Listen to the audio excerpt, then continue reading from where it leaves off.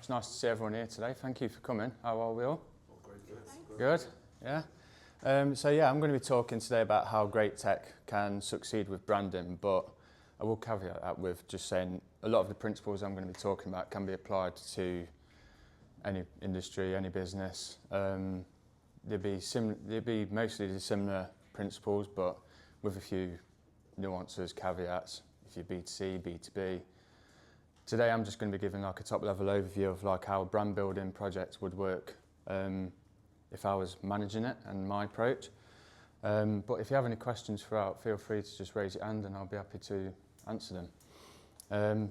Another fun fact, this is my first ever talk, so I've got my cue cards at the ready. Thank you.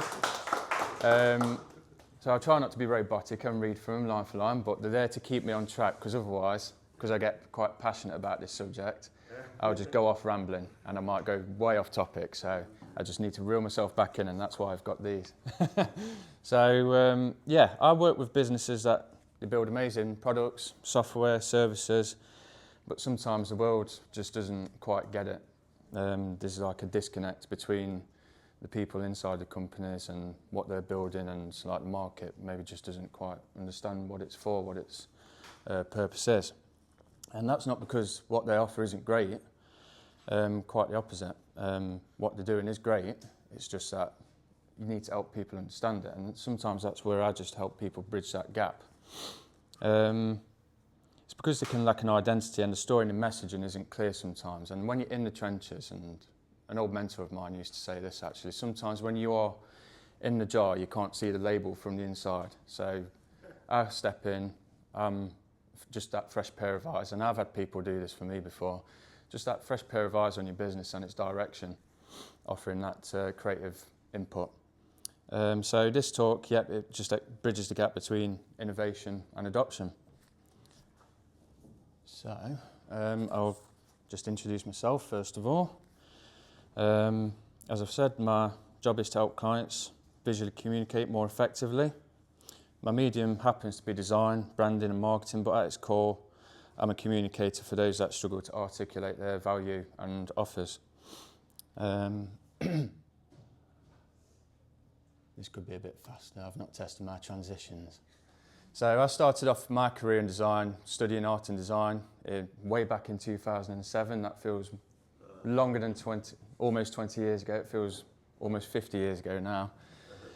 Then I went on to studying at the University of Derby, visual communication, graphic design.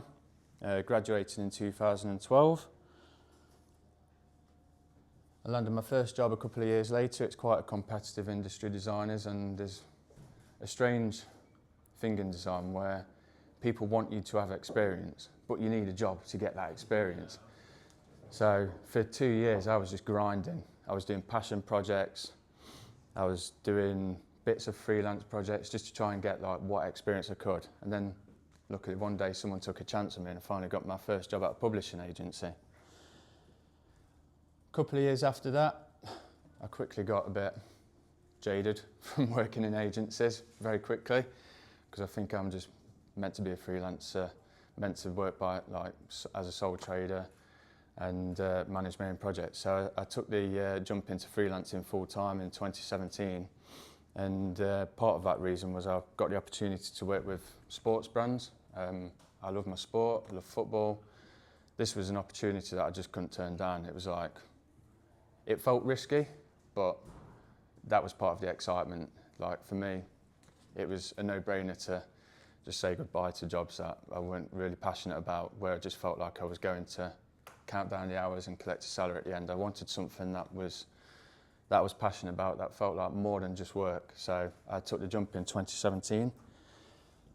And just after COVID, in around 2022, I repositioned the business because I'd grown. The freelance life had been great, it had been exciting, but it got to the stage where I was getting bigger leads, bigger clients, knocking on the door with requests. So I thought I can start to take on more projects here, and I've built a network of people with various skills, such as video editors, such as Tom at the back. I'll give him a little plug there. Blog writers, People from creative backgrounds that I necessarily don't do delivery on, but I manage the project on. So it's now more of a boutique agency working on bigger projects, and we've had some exciting ones this past year. We've worked with the Creative Growth N2 programme in Nottingham, which helps small businesses, delivers business support and funding, and we've got quite a few retainers to keep us ticking over. The thing that did drop was my sports background, because sports is a very competitive industry, and it quickly became apparent that it was just a quick way to burn yourself out working for those clients. So I repositioned the business, and now I'm more focused on the B2B market. So that's enough about me. Let's talk about branding. In the presentation today, I want to talk about 5 layers of brand building. I'll be honest, there's probably a lot more. I could go far further down into each one of these in more detail, but I'm just going to keep it like surface level today, and then maybe at another time we could delve into a bit more about these 5 layers. So the key message I want to hope to deliver today throughout this talk is that branding is more than just visuals. It's about why your product or service exists in the first place and who it serves. And the biggest misconception, and I used to be guilty of this, I once had a page on my website that basically just said a brand is your logo design. It's basically the look and feel of everything you see, colours, typography, logo, you name it. But it's so much more than that. It's about why your company, business, or what you've produced exists, who it serves, how it makes them feel, the problems it solves. It's more about the strategy than what you see, and it's about building communities and tribes. So I've came up with a little analogy that I like to use, because the way I see it, branding is like an iceberg. There's a lot of deep work that people don't see, but what you see on the surface is it's basically that. So I'm just going to go through each layer.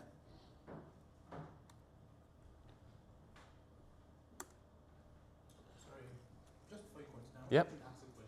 Sure. Is it possible that the customers you are building for will set the tone of your brand, or is it always in every case that you, as a business owner, has to be the one that, you can have a strategy in place and you want to set a tone for your brand, right? So when customers start using or users start using your products and services, is it possible for them to maybe from feedbacks that you are getting, or to dictate how the brand is? Yeah. Does it happen? It can happen, yeah, and you've actually alluded to some of the points that I'm going to be talking about in the presentation. That's fine. Because of this image, it's as if a lot of the work is done on the ground, and then we just see it. So that's what I was just thinking. Yeah, there is stages where that is definitely, I think you could say if it was a product, you build like a minimum viable product, and before it actually goes to market, test it, with a sector of your target market, and get feedback and iterate from there. But yeah, there's a point on this slide somewhere where I will be talking about that. So before it actually just go full live launch, it's definitely wise, I think, to build something definitely minimal, and then iterate and use that feedback from there. Okay. Cool. So first one, brand discovery, strategy and positioning. I mean, I could separate all these out, but I've grouped them together for the purpose of this talk. And this will define why your brand exists and who you serve. Positioning is very important. It defines your space in the market, your difference, and it also gives your audience a reason to join you as well. It invites them to be part of your story, part of your journey. If you don't position yourself, the market will do it for you. I fell victim to that. When I first made the jump, I didn't have plans to be a freelancer in my career, but that seemed to be like what the market wanted. It was the way that I got started. So the market kind of did it for me really at the start. And it creates the foundation for all messaging, storytelling and visuals.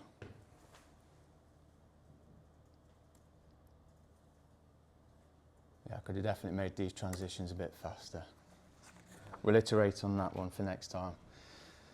This is what I was predominantly trained in at university, brand identity design, and this expresses your vision. So at the start down here, it can be quite theoretical. You'll see a lot of like sketches, like if you're building a website, wireframes, that sort of stuff. This is when you start to actually like put meat on the bones as such and start, you know, applying like the colours and typography, because if you decide to position your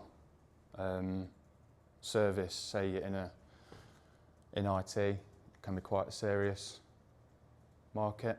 It's about safety, security, but if you want to do something totally different in your strategy and positioning, you could think, no, I'm going to make IT fun. I'm going to make it relatable. I want people and the general public to be involved in this, make it more fun, and you know, you could totally take the visuals in a different direction. And it's just a decoration that's informed by everything in the discovery and the strategy phase. So it's all translated visually into logos, colours, typography, which builds recognition and brand tone and voice. Done effectively, it can make the brand aligned, intentional and confident. You'd expect it to be top of the iceberg here because it's what people see, and yeah, it is, but it's like made from this point, and then what you see is on the surface. But I'd say it's all built further down, earlier on in the process, and that can be part of the process where if you go to market with like a minimum viable product to get feedback, maybe you get the feedback where people are saying, yeah, we don't think the visuals are right, it doesn't quite reflect what you're about or what you're trying to do, it doesn't reflect who you are or what you're offering. So it's also like a good place to iterate and get the feedback. The next stage, once that is in place, is building out collateral for your brand. So this can be creating brand touch points such as your website, content creation, pitch decks, signage. It's also where you establish your message and storytelling. We'll make decisions in split seconds about whether something is aligned with us or not. So think of a brand rivalry. Can anyone give me like a split, like a brand rivalry out there in the market where, you know, we're all quite tribal when it comes to these things. So there's definitely situations where I am a user or XX user. Has anyone got any? Like TikTok, was that? Yeah, TikTok could be one, like your choice of social media. Another one could be a very common one.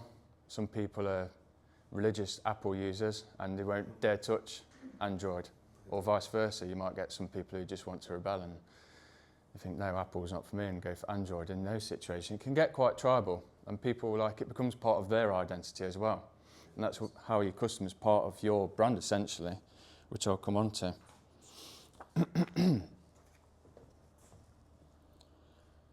After this, once everything is ready to go, is brand launch. And once all these touch points are established, you can create more touch points in real time, such as building ads, billboards, banners across print and digital environments. You can start churning out lead generating content. It introduces your brand to the world. You'll sometimes see massive brand launches. I think years and years ago when the clothing brand Supreme came out, they positioned themselves as like a really, really exclusive brand. And they built that up, they ramped it all up to that exclusivity. They had a limited number of t-shirts with the big Supreme logo on, and it was all part of that hype, creating hype for that launch. And this, all this is about is creating clarity and momentum for that big launch. And finally, the tip of the iceberg, in my opinion, is the management and the evolution of it, which protects it. And at this stage, your customer's just as intrinsic within the brand as what you are. Because it's public and it's for everyone to be a part of. It ensures ongoing consistency, it maintains design systems via brand guidelines. That's what I get a bit geeky over. Give me brand guidelines and I'm very happy. And it evolves as the market shifts and your business grows. Rebrands at this point can be a very delicate matter. If your customers, or the tribe, as I like to call them sometimes, isn't involved, it can be received very, very scornfully. Think of Jaguar, yeah. Jaguar, that was a big one last year. Like, totally shifted markets, went from its, 40, 50 years of loyal customers and totally shifted to a brand new market. And all I can think as an outsider looking in is that they didn't involve the people that were part of their tribe in that process. And there's other examples of that as well. Recently, an American brand called Cracker Barrel tried doing the same. Trump himself tweeted about it or posted about it on Truth Social, and then they took a big back step and went back to their old branding. So quite an embarrassing situation for them. And one about 7 or 8 years ago, Leeds United Football Club tried to change their logo, and because the fans weren't part of the process, football is about as tribal as anything you could wish to be a part of as a football fan. I know what it's like, and I'm not half as bad as some of those out there. Like, if they aren't involved in that process, then they will burn you at the stake. So it's really important at this stage to involve people. Every key brand decision is that there should be some sector of the market involved. Maybe not everyone, but that 10% of those that are really passionate about what you do should be involved. So what do you think failed in this instance? Was it discovery? Yeah, discovery, for sure. I don't think they involved people, or they didn't involve those 10% of the true fans. In Leeds United's case, I don't think it should have been a whole market thing really, because football is it's just religious to people. It's changing identity. It's a very delicate matter. What does brand guidelines look like? So it usually comes to me in the form of a PDF, and it can involve. Yeah. Usually you just get ignored by a lot of agencies or companies because they want to do their own thing. Rules are there to be broken, but sometimes it's, you've got to be careful with them. I wouldn't go changing fonts, so they'll detail things like fonts, what not to do with a logo, which is obvious. Don't put shadows on a logo, don't change colours to logos, don't change a font, don't change the logo mark in any way. Stuff like that. It basically protects the brand. Like, if Apple had a brand partnership with, I don't know, say some tech firm, they give over their identity to this tech firm. That tech firm then went and made their logo red, then that's, big one there, right there. And if they publish that would be end of partnership right there. So that's why they exist, and it will basically just go, some can go very deep beyond the visuals, like style of photography. I think Yeah. One very common one that we might not even know is the gov.uk website. Any government website that you open in the UK, you realize that the fonts are the same everywhere, and it's a form of branding. Really. It can be very, very subtle, but even stuff even when you receive letters from HMRC, anything like government owned, there's a particular type of font that they have to use, or that they use basically. You understand? So branding involves stuff like that. As a company, we are okay. We feel there's some fonts that when you use it, some customers might think that you're a clown, right? And you're trying to build something serious. It might not really it's a bit subtle, but once people are reading from that particular, you just give them a sense of but this is just joking, right? And there's some fonts that are very, very serious. That speaks down okay, by the time people see it, it just speaks to a part of their brain. You understand? So those kind of things, basically it can be subtle, and some can be very, very obvious or very, very conscious that okay, this is how we do things here and all of those things. I think it's then also, for example, Apple, the Apple laptop, the way Apple as a company do their things is very, very different. Their design, the way they want to present what they are trying to do. By the time Apple was doing their own AI, instead of calling it AI, they call it Apple Intelligence. That is how they can be so maybe intentional or conscious. Yeah, definitely. Yeah. How they actually present anything that they want to do. There's a reason why they are giving us just a single phone every year. It's all part of the way they want us to perceive their brand. Yeah, definitely. Top notch brand, basically. Yeah, you're hitting all the keywords that I was going to pop in this presentation. Intention, that's a big one. Increasingly, I'm seeing brand guidelines, a lot more guidance about how you talk as well as what it looks like. Definitely, Particularly yeah. about how you talk on different channels and how you turn up, and actually even what channels you do turn up in. Yeah. So I think it's really, I suppose the best brand guidelines are a tool that anyone in the business could pick up Absolutely. and use in Yeah. their day-to-day work, but quite often they do get put in the drawer. But Yeah. I think increasingly they're live documents that are Yeah. living and breathing and almost evolving. Yeah, well, I think brand guidelines these days, it's more than just design. Yeah. Like, there's content creators, you name it, photographers, video, and each section of those brand guidelines will relate to, you know, whatever like your lane of work is. So if you're content creating, then as you say, like, it'll give you guides based on like whatever channel you're publishing on. LinkedIn, more B2B professional audience, TikTok, make it more fun and engaging like a younger generation. So yeah, it can be very in-depth. I've seen brand guidelines that are like over 100 pages, some close to 150. And the governing bodies, as you mentioned, they're very, very, very serious about their brand guidelines. And they'll pull you up on it if even like one thing is out of place. I've been on the receiving end of that. Like, oh, you're not supposed to use this logo, you're supposed to use this logo, which has just one different change in it, just one word. But they're so tight on them, so tight, especially governing bodies. Like, they're probably the most strictest you could maybe come across. So yeah, at this stage, the customers are as involved as people within the company, particularly from a B2C perspective.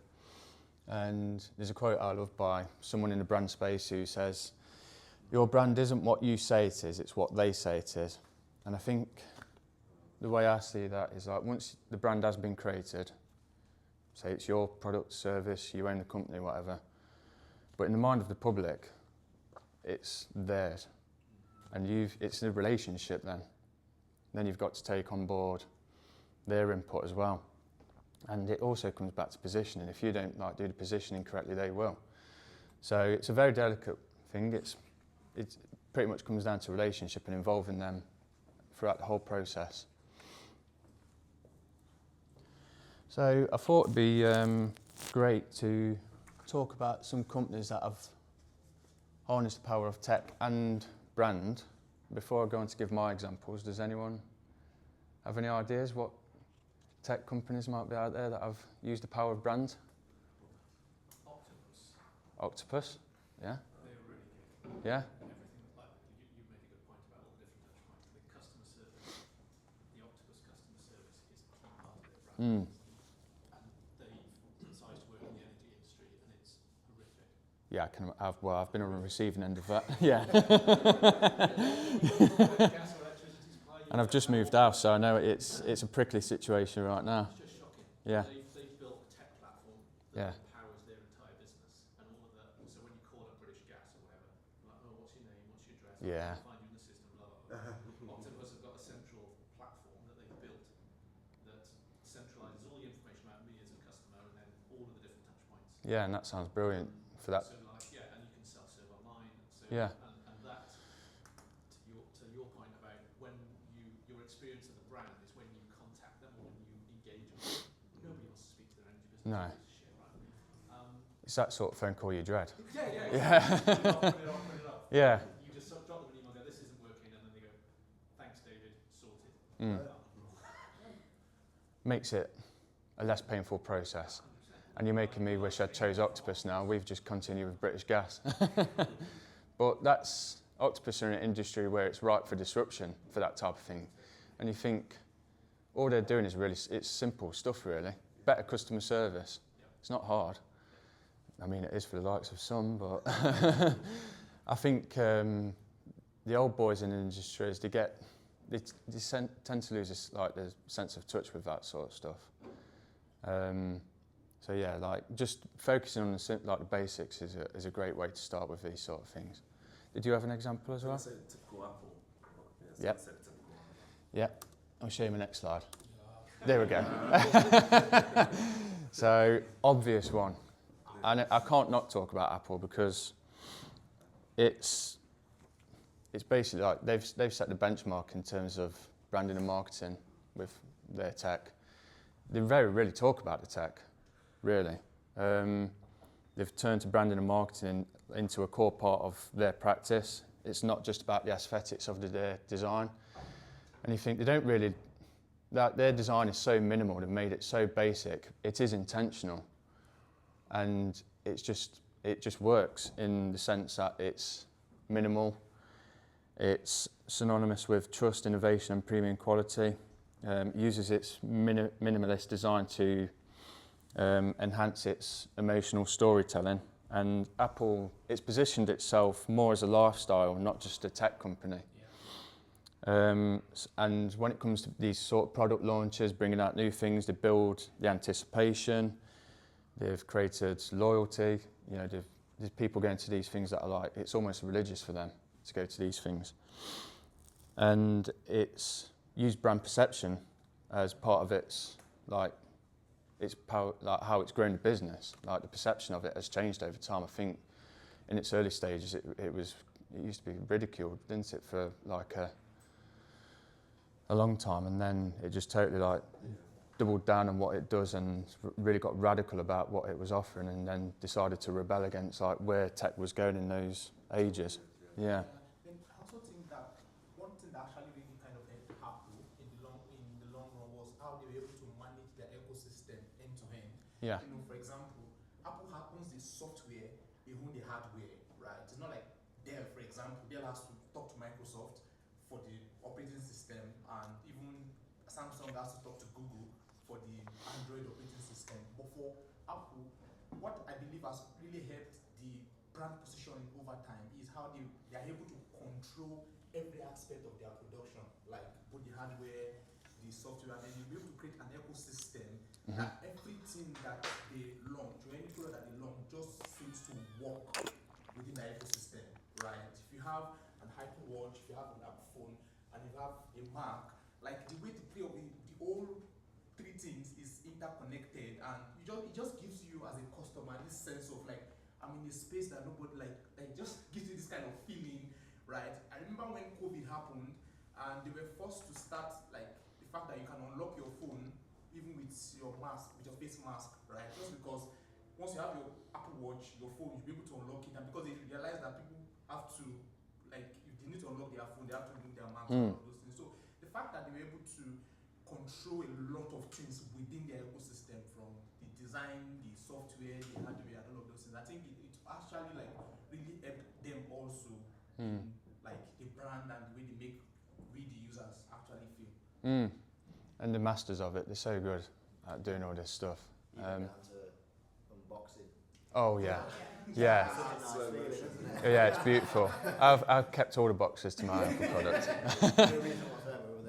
Yeah, it just feels so much better than what you get your other products in. Like they're so, and this is my last point on this actually. Product design, packaging, and the stores all feel seamless and intentional. It's like everything is intentional at Apple. There's nothing, there's no like even microscopic detail that's left to chance. They've been so intentional with it all, and that's what's. Experience that now, like turning Yeah. it back on is literally, it's in an instant, isn't it? Yeah. I mean, all your devices do that. Like, it's nice. Definitely. Lag, loading, where does Yeah. everything from, and that creates locking. Definitely. Particularly, like you say, if you've got a Mac, a watch, the phone, Yeah. you're not going to move to Android, are you, and lose No. all that connectivity? Yeah, exactly. And I mean, from a creative standpoint, I'm locked into using Apple's Macs and hardware because I go back to Windows sometimes. I'm like, I don't know how people are designing this. Like, But that's a good thing from a brand point of view. Yeah. You've actually made tech simple. yeah, that's it. And actually Yeah, integrated simple. So, yeah, so obviously Macs are great in terms of high performance and, you know, particularly for video and design, but actually the fundamental from a brand point of view is they almost they make focus everything more on like really, the really simple. they focus more on like the simpler Yeah. things rather than like getting lost in the weeds of like how great the tech is. Because I think at the time when they was competing with Microsoft and IBM, it was all about like the features and how smart and how powerful it all was. Like that went that direction. Apple was like, okay, got to a point where how can we like bring this back to the basics and radically like just make our brand right for like widespread adoption. Yeah. Jonathan Ive, was it? Yeah, I think it was. Yeah, yeah. So That's their like core brand truth. So going back to the Yeah. thing, their core. If you had to sum up Mm. And that is at the root of everything that they do. Yeah. Just, you can pick, like you say, pick it up. I think they've got a manifesto, haven't they? That keeps them on track with that sort of stuff. I think I've read that somewhere. I think another product that's done something similar but in a different industry is Monzo. Right. Let me show you my next slide. Yeah. I've got psychics in the room today. I'm glad we're all on the same wavelength. Monzo, brilliant example. And yes, they're not a tech firm, but they've used, it's similar to Octopus. They've used the power of tech and branding. They see themselves as a tech first. Yeah, rather than a bank. yeah. Brilliant example. And I love Monzo. I'm a Monzo customer myself. Yeah. They just changed the banking industry when they came out because it was another example of those industries. It was all, I think it felt like a closed gate community. It was all very serious, kind of boring. You didn't feel it like, as a customer, you didn't feel enthusiastic about going on and managing your finances. It was probably something that you dreaded, just like doing your energy bills. But they came along and they've made it more interactive. They've used the tech to make it more exciting. The branding is colourful, the coral cards, everything about it. And it's such a good example of disrupting a stale industry, as they entered one of the more bland industries and made it interactive and flipped the narrative on it. And I think the key things that they've done is they've been transparent throughout their journey. It's been simple. I think there's a theme here with these examples, Apple, Monzo. They've brought it back to basics and made it super, super simple for the markets and getting the users and getting the people to adopt what they're offering. Because at the end of the day, when it's simple and easy to grasp, you're going to get more people involved. And it also empowers people. Because when something's like super, super complicated, it's just, it puts more blocks in the road. And I remember, like, my first bank was with Nationwide. And I remember when I had to pay someone, if I had to pay my mate for like a round of beers or something at the weekend that he's billing me for when I'm hungover, I used to have to go and get that calculator, pin in a code, and then send it from the website. And I was just like, gee, I've still got that calculator somewhere. And all the big boys used it, NatWest, Nationwide, Lloyds. Yeah. And I think not too long ago, it was either this year or sometime last year, I had to go and get that calculator to verify payment from my Nationwide bank. And Monzo, it's just nonsense. Got rid of all that. Remove those roadblocks. Give you an easier one as well. PIN reveal. Mm. PIN reveal, being able Yeah. to check your PIN. Yes, yes, definitely. Yeah, that one. I think, how did it used to work? Like, if you forgot it, you used to have to request it and then you wait 7 days in the post or something for it to arrive. And then you've got to burn it or shred it. So all the responsibility, just lumping so much like hassle onto the customer. Yeah, and then also looking at it from a cost point of view, really. Yeah. Like what you just explained now is costly. Like you have to pay real mail, the paper, and all of those things. And it's actually more costs for maybe the bank and all of those things. And just revealing it on the app, just reduce, like, it does two things for you. Like your customers are happy, they get quick service, and then it reduces your costs, basically. So it's actually a cool one too. Yeah, it's quite a selfless act as well, I think, to think, right, okay, the customers are having to go through the pain of using these calculators and do this to get their PIN and so forth. Like, how can we change it to make it so much easier that they can do it within seconds and not wait? Like, And also what's great about Monzo is they didn't try and offer all the services to start with. yeah, They started as, I think, direct to consumer, just with pure banking, when they've added B2B. yeah, there's lots now. Now you can, Built it out, but again, they didn't try and do everything. yeah, So the problem is often with new brands, particularly in existing spaces, they kind of feel that they have to have everything. And we don't yeah, have they tend to time throw the old Yeah. kitchen sink at it, don't they? When I think when you go to market, especially when you're disrupting the market as well, just start off simple, easy to understand, easy to adopt, and then I think people will flock to you. I think it might have been Tom actually, because they did that scheme where you refer a friend and you both get £10 or something, and just getting people through the door that way, incentivise them. Simple things, like it's totally selfless act, but none of the big boys are going to do that because they're established. I know when they launched and had those coral cards, I was working in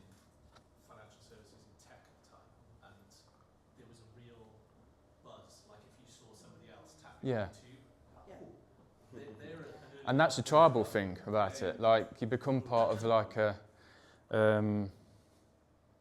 tribe almost. Like you know, you've got it, I've got it. Like you start to connect with people that way. Like, oh, you're with Monzo as well. You know. It's really interesting. So I've got a counter at Monzo. So I was an early adopter. Mm. I was like, oh, right, I've got to get into this Mm. neobank thing, and I left Mm. because I hated the branding.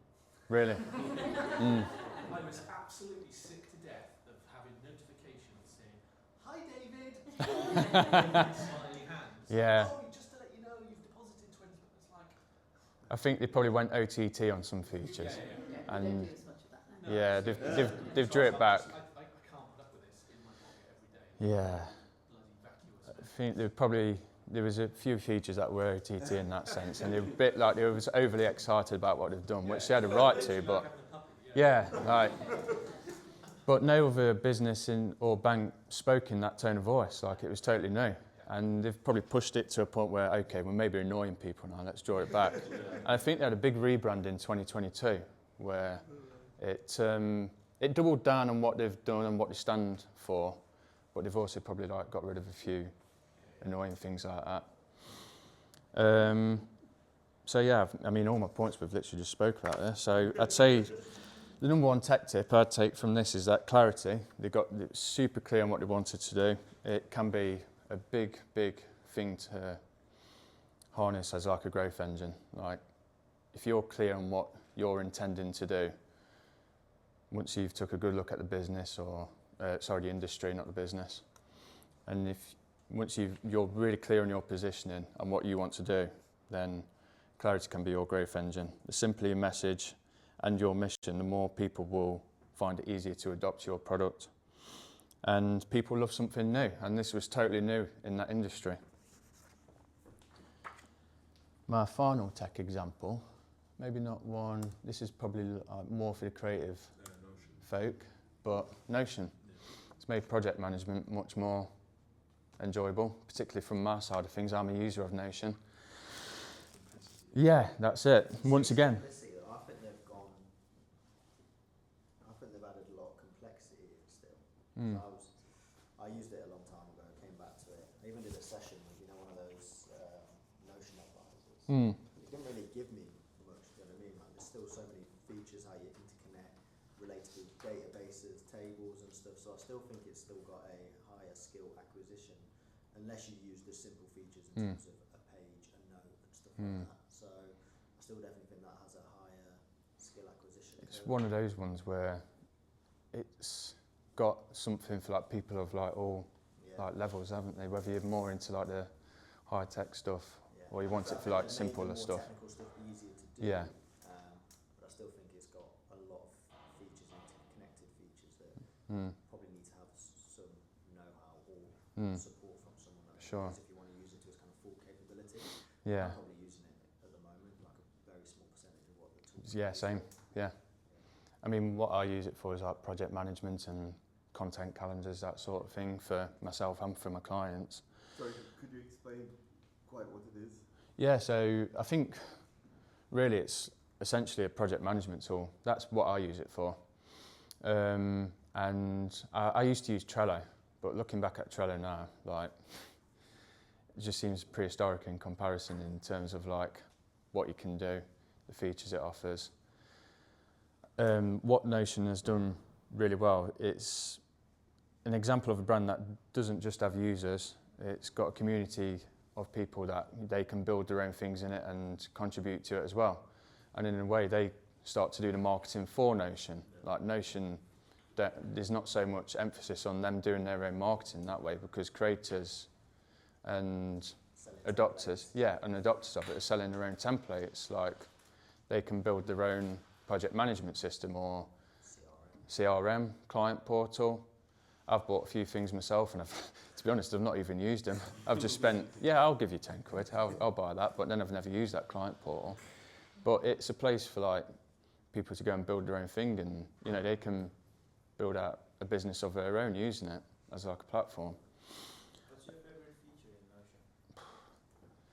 For me, it's about the organisation. It just keeps everything super clear for me.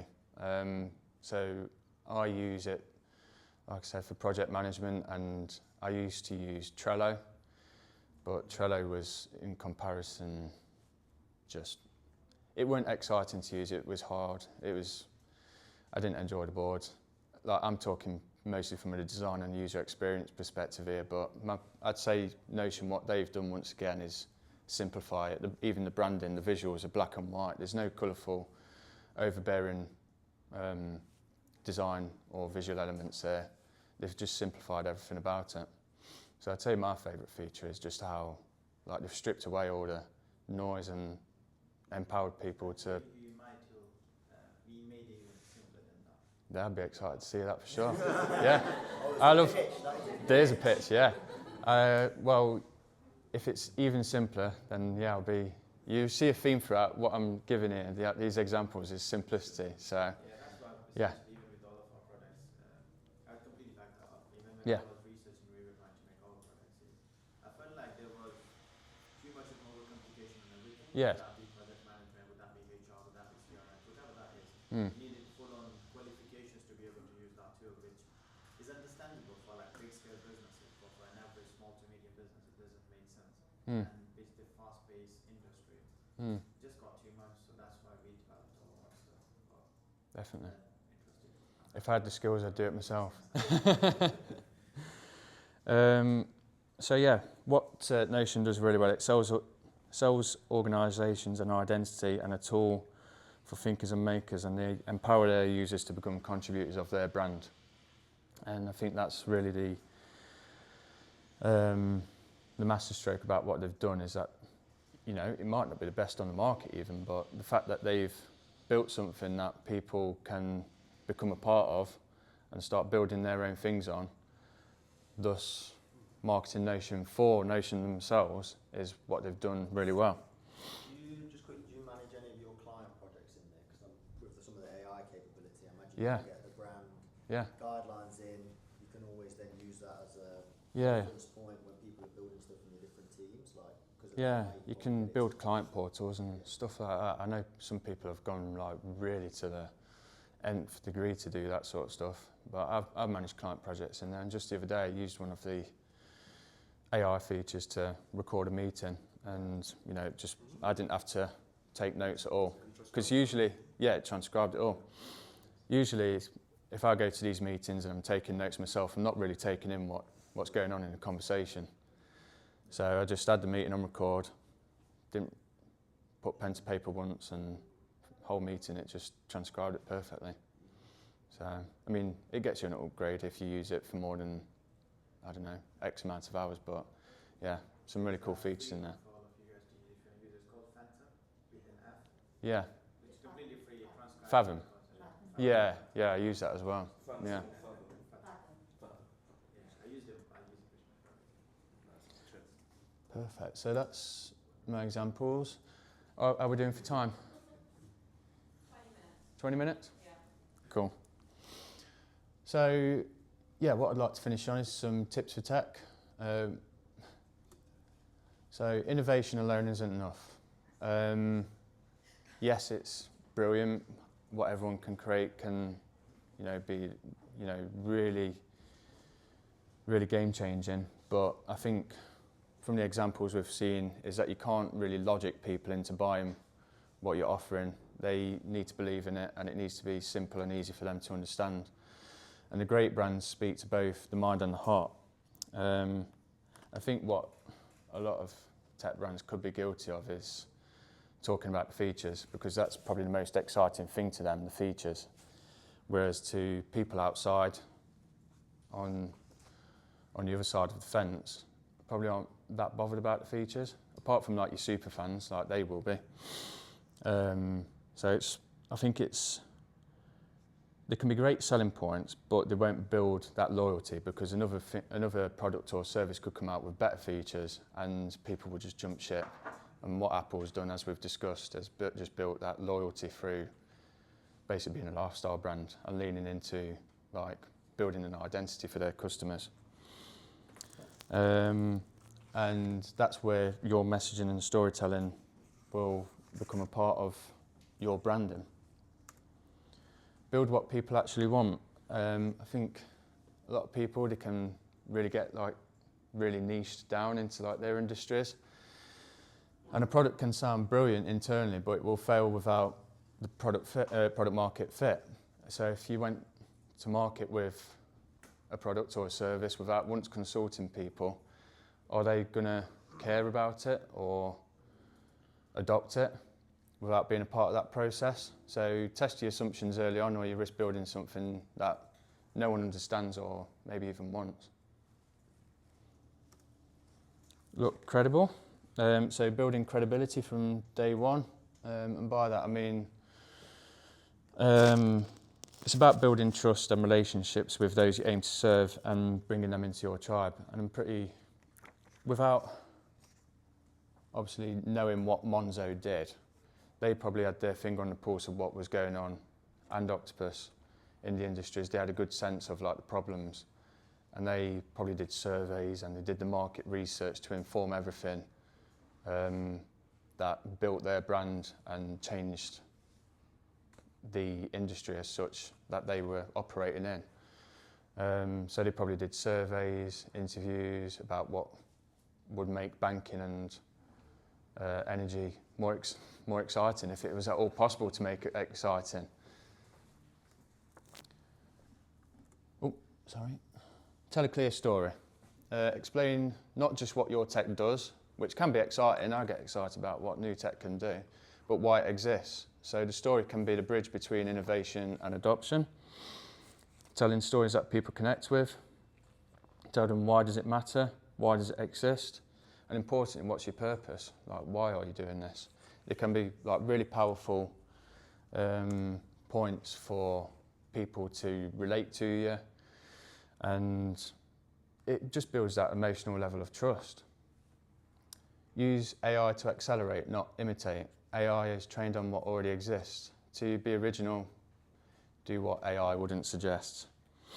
So the way I see it, AI can be great for branding. To create something unique, I'd ask AI what to do, and then I'd probably do the opposite. And that's all I'll say on that one. And the final one, stay human. A brand is about connection and communities rather than selling to customers. It's a long-term investment. You'll probably get more sales from marketing, but it can create things that change the world. It can, combined with marketing, it can become the behemoths like Apple. Amidst all the hype, stay human. At the end of the day, everything we create is for other people and making their lives better. And sometimes it's important to take a step back and think about your users, customers, and your tribe. Listen to them and don't exclude them from growing your brand. And my final slide, I thought I'd just give you an idea of like how I'm blending my creative business with modern tech, because I do use AI and software. I'm not going to lie to you and say it's all just from here. So an obvious one is Adobe. A lot of designing are doing Adobe, but there's new software coming out that's changing the game and changing the field there, such as Affinity and like even Canvas. It gets ridiculed by a lot of us designers, but it's certainly being bold in how it's approaching things. And what Adobe's doing is like it's introducing AI tools, but the AI tools I found most useful with Adobe, and it's not about creating things, it's about making the really, really crap jobs fast to do. So I'll give an example. I had a project about 6 years ago for the Cricket World Cup when it was hosted in England. And part of that job was I was given a load of bank of photos from the client, and I had to cut the players out from the background. So say like Spider-Man here is a cricket player. What I had to do is I just needed the outline of Spider-Man and getting rid of the background. And usually at the time I'd have to manually do that, and it'd take me probably like half an hour, maybe if I was to do the job really, really anally, maybe 60 minutes per photo, and I had maybe close to 200 of these photos to do. Now, once I select, even if I just point my cursor at the background of that, it comes up with a detection tool to remove background. Click, done in seconds. And it's almost as good as what I used to take 30 to 60 minutes doing back in the day. If I had it for that job, it would have been a lot less hassle. So that's what AI tools and AI software is becoming used for in Adobe. I spoke about Notion. I probably won't need to say much more about it. Project management and much more. It's got good AI features integrated with it now. I used it for transcribing the other day. Obvious one, ChatGPT. Mostly I've used it as a brainstorming partner, testing assumptions. A lot of the time I work from home and work in isolation other than when I go and co-work with people. So sometimes it's good to test ideas and assumptions and just get feedback rather than going to it and saying, oh, give me a logo design, because there are custom GPTs on there that can do that. Have you got a custom GPT for brainstorming for yourself personally? I've not, no, but I've been suggested trying that before, so it's probably worth having a look at that for sure. Sketch, I do quite a lot of work in web design as well as branding. Sketch is a great tool. I've not used many AR features in Sketch, but what it's great for is prototyping and getting like basic ideas such as wireframes done really fast, testing out buttons, how users navigate, and just getting like the basics out there. Fathom, video recording and transcripts as well. I can just hop on a video call. This is recorded in the background. At the end of it, I've got a transcript ready for me, keynotes, next action items, all emailed to me as soon as the call's done. And final one, Loom for video messaging. I quite like using this one because, say for instance, in situations where I've been about to go on holiday, or earlier on this year I went on paternity leave because we had a child. With managing some projects, there was that dreaded period where you think, right, I've got to trust this project now to the client, or like if they go on the website, how do I make sure they don't break anything? So rather than a wordy email like it would have been previously, I can just go on Loom, record a 5-minute video, say if you want to upload a post, go here, paste in what you want, publish, set a featured image, done. Saves me, because I hate writing, I'm a creative, I think visually. So it just saves me so much time in doing things like that. I could probably list more, but these are the main ones I use. And that's it. That's everything from me. If you want to stay in touch, this QR code will send you to my LinkedIn to connect. That's my email. I've not put my website on there. I've dropped the ball on that one, but my website is matthewkingcreative.co.uk. So thank you for listening to me today.